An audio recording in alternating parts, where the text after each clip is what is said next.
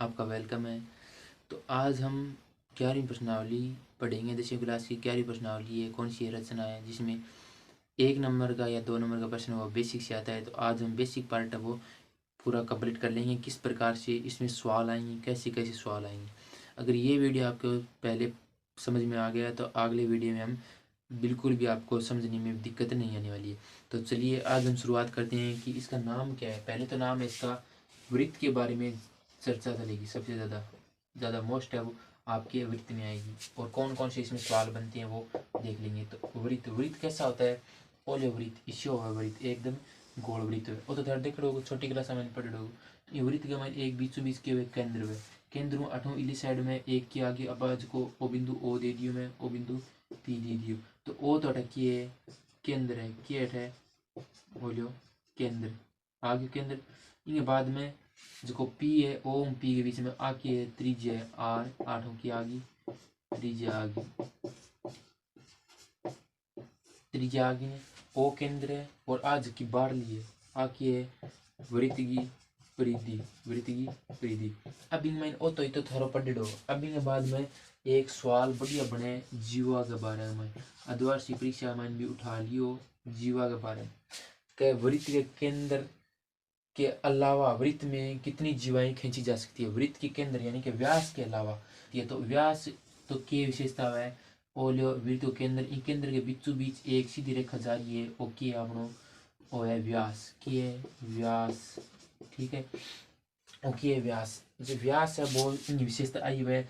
दोनों तरफ परिधि ने स्पर्श करेगो और केंद्र के माखर जाएगो। मात्र एक व्यास ही है जो केंद्र होके गुजरेगो। इन अलावा जका ए जका रेखा जा रही है ए की है, ए सारी की सारी की है ए जीवा है, की है जीवा, जो वृत्त का सिर्फ टुकड़ा कर रही है। और व्यास वो वृत्त को बीचों बीच एकदम टुकड़ा करेगो, समान दो भागा में बांटेगो। तो वो तो व्यास हो और आएंगी जीवा। तो जीवाओं प्रश्न बन के प्रश्न क्या बनेगो के वृत्त के वृत्त में व्यास की विशेषता देखो। पहले व्यास देखो कि व्यास के अतिरिक्त जो सफेद दोनों परिधि को स्पर्श करती हुई जो रेखाएं हैं वो कितनी, या फिर शुद्ध पूछ लिया वृत्त के मायने कितनी जीवा खींची जा सके। व्यास के अलावा वृत्त के मायने कितनी जीवा खींची सके, तो अनंत से जीवा खींची जा सके। दूसरों को घुमा के क्या पूछो, व्यास दे दियो, व्यास देने के बाद में जीवा दे देगो। तो यहाँ पूछ लेगो कि ईश्वर नाम बताओ मने जो वृत्त के केंद्र स्यू हो गे, दोनों वृत्त के दोनों जो परिधि है इन दोनों जगह कानियो स्पर्श करे, तो वो कौन सो जो अपन के कहलावे। तो इनको के कहलाओ व्यास कहलाओ। व्यास की भी परिभाषा पूछ लेगो या फिर जीवा की पूछ लेगो। इनमें कंफ्यूज करने में कि यहाँ भी है प्रश्न थोड़ा सा ध्यान देना है। इनके बाद में आप देखो क्या चीज़ है, व्यास आ गया ना। अब व्यास के आने बाद में इन मैनू दो त्रिज्या का और देख लेंगे। तो ओले त्रिज्या ज्ञात करने को क्या होगा, अठ लिख दूँ मैं त्रिज्या, त्रिज्या बराबर में व्यास, त्रिज्या का व्यास ही क्यों है आगे हुए, तो व्यास बट्टा का मैंने 2, और व्यास क्यों है तो व्यास है वो इन दो भाग में लिसन हुए जो गुणा में, तो व्यास बराबर में 2 गुणा त्रिज्या, 2 गुणा त्रिज्या। ऐसा याद रख लिया। अब इतना याद रखने के बाद में अपना आ गयो किताब को नॉलेज। अब इनमें जीवा का माइन और इनमें त्रिज्या माइन और व्यास के माइन। अंग माइन त्रिज्या पूछ लियो, व्यास पूछ लियो, ज्ञात करनो। त्रिज्या को मान दे दे, व्यास को मान दे दे। तो आ दोनों में एक क्वेश्चन तो 8 पूछी जाओगे, और दूसरे क्वेश्चन है वो जीवा के बारे में पूछ लियो, जीवा और व्यास का मान। 2 क्वेश्चन 8 पूछोगे।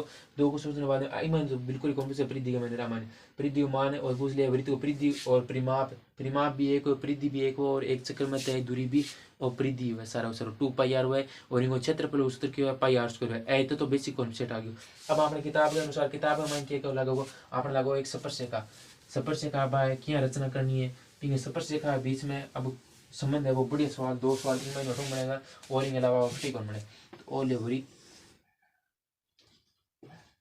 इन आप एक केंद्र क्या करेंगे, एक सीधो रेखा खींचा जी कह देगा कितनी भी दूरी दे देगा अपन, तो वृत्त केंद्र ओ है, ओ बिंदु पी रे।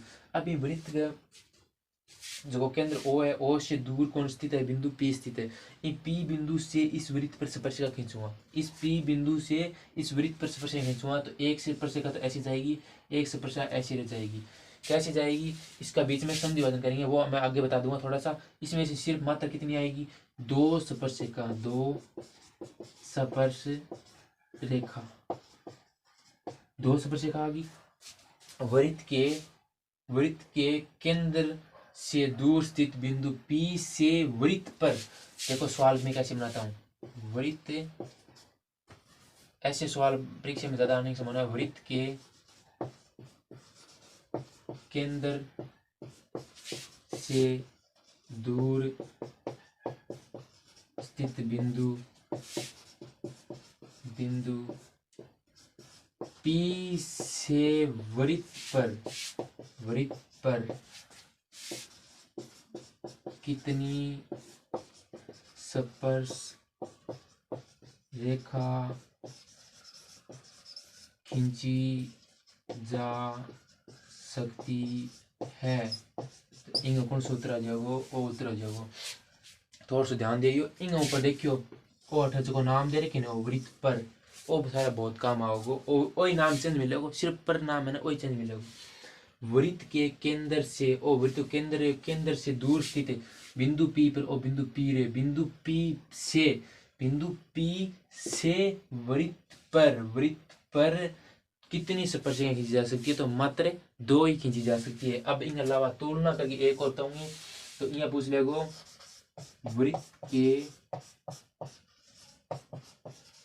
केंद्र से दूर स्थित बिंदु से कितनी स्पर्श रेखा खींची जा सकती है। इंगमैन क्या होगा, इंगमैन देखो एक बार जरा सोचे देखो, तो इंगमैन आओगो अनंत स्पर्श रेखा, अनंत स्पर्श रेखा, ओ इंग उत्तर आ गयो। अंगमैन दो अंगमैन कंफ्यूज है।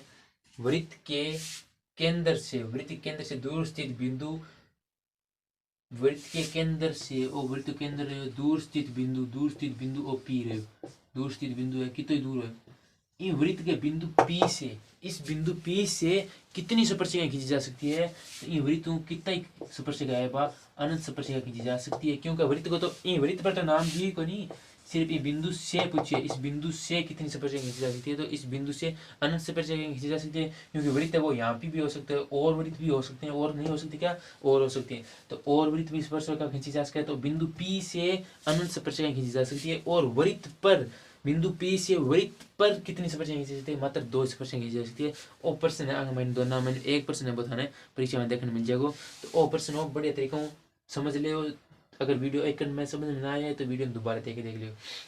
अभी के बाद देखो और सवाल आप प्रश्नावली के माइन बढ़ जाओ। आप एक सवाल और देखो, छोटा सा इंग माइन ही है एकदम, कई बार कंफ्यूज करे, कंफ्यूज बहुत ही हुआ है इंग माइन। तो इंग माइन क्या है, यहाँ तो केंद्र ओ दे दियो, ओ बिंदु P दे दियो नहीं स्पर्शरेखा में, यहाँ प्रश्न ये वृत्त को केंद्र अठ देखो, वृत्त की त्रिज्या रही, वृत्त की त्रिज्या इन्हें कराएंगे, और सीखे आले वृत्त की त्रिज्या इन्हें कर दी, और आ स्पर्शरेखा, एक स्पर्शरेखा आ रही, एक स्पर्शरेखा आ रही, इन्हें भी आ गई। प्रश्न ध्यान में थोड़ा सुनो, प्रश्न बनाना पड़ेगा, प्रश्न बनाए जाए ना, सुनना क्या हो गया, यहाँ तो सारे सुनना हो।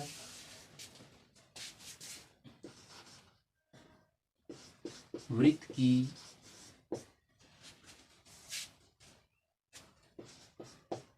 परिधि, 2 क्वेश्चन है, वृत्त की परिधि व स्पर्श रेखा के बीच कोण, ठीक है। और दूसरा है वृत्त की त्रिज्या व स्पर्श रेखा के बीच कोण, कोई भी नाम दे दे, जीवा भी ते देवा तो भी आपने नंबर लिया जाएगा।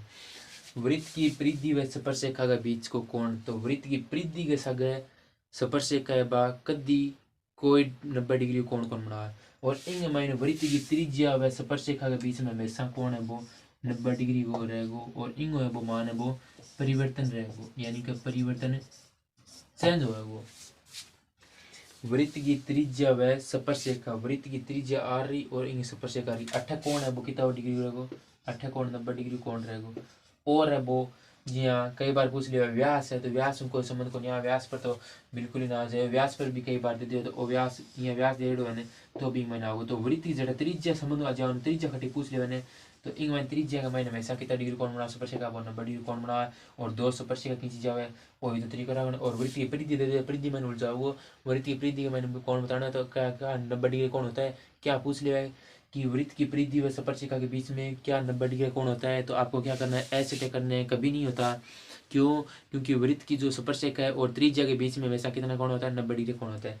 अब वही तो गयो इनके बाद में आप अगले वीडियो में पढ़ांगा क्या क्या एक त्रिभुज टेढ़ो है, फिर 12 त्रिभुज बने, एक माइन त्रिभुज बने इया है, एक जिया बड़ो त्रिभुज दे दे है, फिर माइन एक छोटो त्रिभुज क्या बने, और एक वृत्त है, फिर वृत्त के बाहरों आप एक बिंदु पी है, फिर पी को क्या करेंगे समद्विभाजन करेंगे तो यह सब चाप काटेंगे, चाप काटने के बाद में जो कोई डॉट डॉट का मैंने एक वृत्त बनाऊंगा, फिर वो वृत्त है जो इन वृत्त ने सब क्या स्पर्श कर रही है बटे क्या करेंगे स्पर्शरेखा की रचना करेंगे। तो ये स्पर्शरेखा की बहुत ही शानदार तरीकों ये प्रश्नावली कंप्लीट कराऊंगा। 2 सवाल बताऊंगा मात्र, 2 सवाल अगर मैं नहीं पाऊँ अपना सवाल है वह कंप्लीट हो जाएगा। और इन महीनों थे या तो अनुपात और सवाल तैयार कर ले या फिर एक स्पर्शरेखा हो, स्पर्शरेखा की रचना करना हो, सब लगभग 100% स्पर्शरेखा रचना सवाल था देखने मिल जाओ। साथ ही अपन जो टारगेट है विजय पथ है वो मिशन है वो कंप्लीट करके छोड़ांगा और 100 की लाने की कोशिश करेंगे। इनके बाद में आप पढ़ांगा, इनके बाद में माध्यक बहुलक में थाना बता दूंगा और प्रायिकता बता दूंगा, तीनों इतनी पूरी कराए बाद में फिर मॉडल पेपर चालू कर देंगे अपना। तो तब तक मिला अब अगले वीडियो। जय हिंद जय भारत।